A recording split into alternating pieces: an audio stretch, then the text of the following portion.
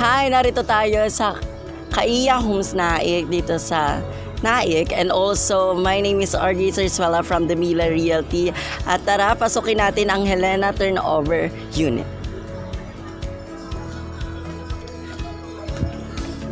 Ayan, pagpasok natin dito sa ating unit ay makikita po natin na very spacious ng ating living area. Ito pang ating living area. Ayan. And also sa living area po natin, meron po tayong toilet and bath dito.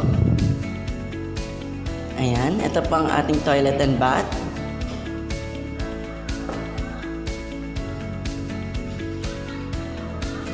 And also sa likuran po natin, meron po tayong service area. Meron din po siyang kitchen sink dito sa likod, and also meron po tayong water outlet dito na kung saan yung tubig na galing sa taas ay bababa dito para maipon siya at magamit natin siya. Reusable ang water dito. Dumako naman po tayo sa second floor.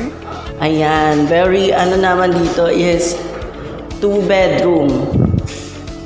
Yan. 2 bedroom naman po dito ang ating makikita. Bagong bahay, bagong antas ng buhay, deserve mo dito.